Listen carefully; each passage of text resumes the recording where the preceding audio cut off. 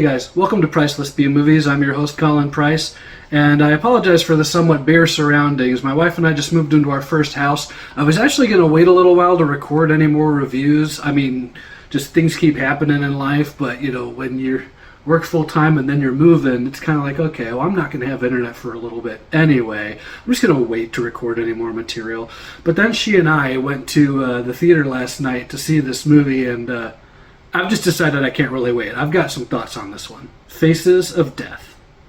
There have been a lot of videos on my page where at different points I've, talked about my childhood, how much I loved movies, how I was kind of raised by very religious parents. So, I had to be really careful what I watched. Or if I was watching something that was like R-rated before a certain age, then I had to be kind of crafty about it. When I was in middle school, one of my favorite places to go was this little mom and pop video store here in Champaign, and it was called I think it was actually just called the Video Store. It was run by this really nice couple, and it was even like my first job, in a manner of speaking. I would work for them here and there a couple of days, help them clean things, help them stock shelves, and of course they couldn't like pay me actual money because I was way too young, but they would like give me old VHSs they were going to sell and like posters they were taking down, and for a kid who loved movies, it was like a dream job, and I loved it. But I always loved going through their horror, sci-fi, and fantasy sections, and I remember seeing Faces of Death from 1978, and it was this video cassette where you had the skull on the front, but then on the back there were like no pictures of any of the footage of the movie, but on the back it reported to be a collection of real snuff films. Now, of course, this was one of those things I was never gonna, my parents would have never let me touch this thing with a 10-foot pole. But what they don't know wouldn't hurt them, right? And while I did get to watch that movie at a far earlier age than I should have been able to, it wasn't until a little later in life that I realized that all of this stuff that they were saying was real was fake. And it was kind of a bummer because you almost felt like you were one of the, I don't want to say like you were one of the cool kids if you got to see this, but it was kind of like a best kept secret. It was kind of like, in comparison, maybe it was like the 70s version of the Blair Witch Project. It was the one that fooled everyone into thinking it was real. Like what they were watching, like you just felt dirty, like you shouldn't be watching it. And it was this weird feeling for those of us that got to experience that original tape. But now that we all know it's fake, we flash forward to, 2023, 2024, whenever this was actually filmed. Now we got the new Faces of Death. And like I said, I got some thoughts. Because this is a great example of what happens when you have a brilliant concept, but you're not quite sure how to stick the landing. The movie stars Barbie Ferreira as a young woman who works for a company called Kino, and it's basically like TikTok. It's a knockoff of TikTok. And her job is to flag offensive content. And the first few minutes of the movie is just you watching with her different videos that pop up. And it's funny how quickly she makes some of the decisions that she does. It's almost like snap decisions, like robotic, mechanical after a while. Like, is she actually looking at what she's like voting up or voting down or allowing or not allowing? Like for example, there's a couple of videos that are very obviously just, some girl in a bikini just shaking her tits at someone. And it's, allow that. But, and, then there's a video of a woman, falling onto a car, possibly fatal. And allow that, but then there's another video where this woman is explaining, for safety purposes, how to use Narcan if you have to resuscitate someone, and she flags that for drug content, which I thought was really interesting. I'm like, you're allowing all this like gratuitous sex and violence, but this one video that could potentially help save somebody's life, you're flagging that because what? Drug content? It just seemed really odd to me, like how she was making some of these decisions. But eventually she comes across a video, and it's a group of like mannequins that have clearly been positioned around this guy who's bent over, and the mannequins cut his head off. And then she starts paying attention. She's like, wait, what's that? That kind of looked real. Gradually she starts seeing more videos like this where these mannequins are set up and kind of performing these really elaborate death set pieces. And she starts thinking, this doesn't look fake. This looks like these people might actually be in trouble. And of course, this being a horror movie, yeah, they are in trouble. All of these videos are being set up and live streamed by this guy played by, I hope I get this name right, Dacre Montgomery. And he is basically, he's recreating the death set pieces from the original 1978 Faces of Death, which I talked about earlier. And I thought, what a great concept. When I first heard they were doing this, I thought, this is really cool. It's almost like Scream, but for a more of a cult base. And, gosh, the ending was such a letdown. We'll get there, though. Let's talk about the positives first. Barbie Ferreira and Dacre Montgomery are great. Our two leads, I think that's really important, especially when the material, some of the dialogue that they're delivering isn't always the best, but they're always selling it pretty well. These two did a very fine job. I liked him a little more than her because he kind of has to play a couple different sides of a character. He's who he is when he's in full psycho killer mode, but then he also has to adopt this meek, meager boy next door nerdy type of persona just to kind of get people to trust in him and feel safe around him so that he can eventually do the horrible things he's going to do. Dacre Montgomery, I thought, was really great at playing both aspects of this character. And in a way, I almost wish that we had gotten more about him. By the end of the film, you don't really know too much more about him as a character than you do when you first see him. And that was kind of a letdown because I thought the character was really interesting. And outside of the death set pieces themselves, which I already kind of spoiled the first one, I'm not going to talk about any of the others. I think part of the fun of watching a movie like this is to be surprised by the kills and how elaborate they are and what the context is. Obviously, if you've seen Faces of Death, the original, then you're going to have the experience that I had where you're going to see some of the setups and you're going to be like, oh, they're doing this bit. Great, okay. But I don't really want to spoil any of that in case someone's watching this review and they haven't seen that original film. What I will say is there were two specific sequences in this movie that I really liked, that really got to me. And neither of them were violent, which was kind of the interesting part, but they were creepy. One scene, Dacre Montgomery's character, he's, it's how to avoid spoilers.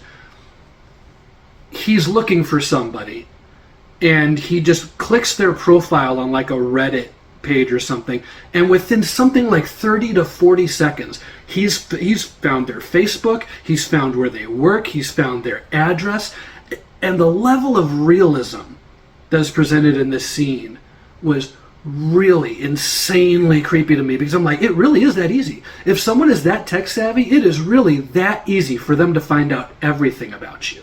The other scene happens only like a few minutes after that one, where there's a one shot where the camera leaves this apartment setting, goes outside, you see the killer's car, and he gets out of the car, walks up into the building, stalks his captive, and basically nails them. And all this is done in a one take. When you see things like this in a movie, obviously it's not one take, it's some takes, and they're just very clever about how they glue it all together, but it was done very effectively.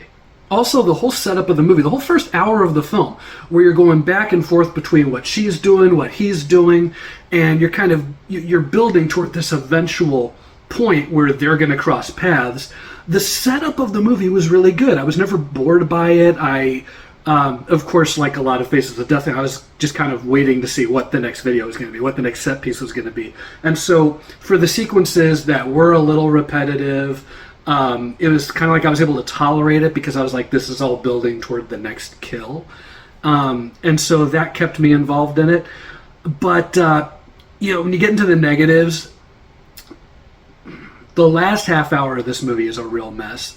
If they had done like 2 more passes of the screenplay, this would have been so much better. If this had, like I said, if this had stuck the landing and the last third of it was as good as the first 2, this might have had a real shot of making my top 10 of the year. And this is still kind of early in the year that I'm saying that. I liked the first hour of this movie that much. But there's some scenes. Say a gun is fired in the middle of a neighborhood, and none of your neighbors are calling the cops. Say that you have the chance to escape this killer, and you're looking for every excuse to not leave the house. There's just these two characters who are set up to be very smart, very clever, very cunning, especially the killer. And then both of them just spend the last 30 minutes of the movie making dumb decision after dumb decision after dumb decision. And it really dampened the film. Now, there's one scene in particular where cops show up and Dacre Montgomery has to kind of get them to go away. He has to kind of convince them, hey, there's nothing to see here, da-da-da-da-da. And the writing of this scene was not great, but his performance was so good. I even turned to my wife, she's kind of chuckling. I even kind of turned to her, I'm like, that was actually pretty smooth. Like, if I was a cop, I probably would have fallen for that, given the situation. I don't know what that says about me, but I actually kind of liked that scene. But then you go right back into this real convoluted, like, a lot of convenient... It was just a mess. It was like they really didn't know how to wrap this up. I did really like that first hour, though. I'm going to be lenient. I'm going to be nice. I'm going to give Faces of Death 3 out of 4 stars. And also, before I close out this review, there is a note I'd like to make. Every so often there's a movie that comes out, and criticism is what it is. And movies, any movie, is going to be highly subjective. There's going to be opinions that you agree with, opinions you don't agree with, but I'm starting to see a real rise, and maybe this is just social media. Maybe this is I'm consuming too much social media. But I'm seeing a real rise in people who make criticisms toward a movie that make absolutely no sense. And it almost gives me the feeling like they either didn't actually watch what they're talking about, or, which I think is the case with this film, they didn't know what they were getting into. Because one thing that I'm constantly seeing in different reviews for this film is, wait, this is supposed to be Faces of Death. This isn't really gory. This isn't really bloody. What is this? Why is this not like Faces of Death? Why isn't this as gruesome or as revolting as that original film? I think the answer to this is very simple. One, this isn't trying to be the original film. Despite the fact that it's adopting the same title, that title is solely in reference to the killer's motives.